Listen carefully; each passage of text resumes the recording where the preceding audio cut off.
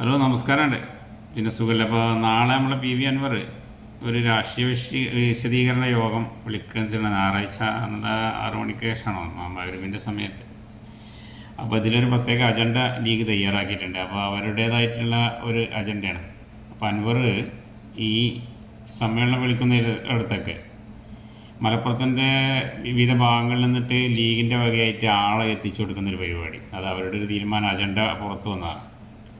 അപ്പോൾ വിവിധ സ്ഥലങ്ങളിൽ നിന്ന് ബസ്സിൽ നിന്നും ആളെ കൊണ്ടുവന്നിട്ട് ചന്തക്കുന്നിൽ ഇറക്കിയിട്ട് അത് SSFൻ്റെ പേരിലിടേണ്ട പരിപാടിയാണ്. ലീഗുകാർ അണികളായിട്ട് അവർ ചെല്ലുക, എന്നിട്ട് SSFകാരാണ് അത് കൂടിയെന്നുള്ള ഒരു അജണ്ട വരുത്തുക. എന്നിട്ട് അത് മുഖാന്തരം CPM എന്ന പാർട്ടി, അതായത് സംസ്ഥാനം ഭരിക്കുന്ന കമ്മ്യൂണിസ്റ്റ് പാർട്ടിക്കെതിരായിട്ട് SSFൻ്റെ ആളുകൾ തിരിഞ്ഞിരിക്കുന്നു എന്നുള്ള ഒരു ഊഹാപോഹം ഇതിലൂടെ വരുത്തിയിട്ട് അൻവറിന് ഒരു സന്തോഷവും വരുത്തുക. അങ്ങനെ ഒരു അജണ്ട ലീഗ് തയ്യാറാക്കിയിട്ടുണ്ട്. അൻവർ ഇതിൽ വിട്ടുപോയി, അൻവർ ഇത് ചുറ്റിപ്പറ്റിയിട്ട് ഇതൊക്കെ അൻവറിൻ്റെ ആളാണ്, സഖാക്കളിൽ നിന്ന ആളാണ്, എല്ലാം എൻ്റെ പിൻപിലുണ്ട്, മലപ്പുറത്തുനിന്ന് ഒരുവിധ ആളുകളൊക്കെ ഉണ്ട് എന്ന് തോന്നൽ വരുത്തിയിട്ട് അവസാനം ഈ ലീഗിൽ ഒറ്റ വലിക്കുകയും ചെയ്യും. അൻവറിന് ഒന്നും അല്ലാത്താവുന്ന ഒരവസ്ഥയിലേക്ക് ഇങ്ങനെ ഒരു അജണ്ട ലീഗ് പുറപ്പെടുപ്പിച്ചിട്ടുണ്ട്. അത് ലീഗിൻ്റെ കേന്ദ്രത്തിൽ നിന്നാണ് ഇത് വന്നിട്ടുള്ളത്.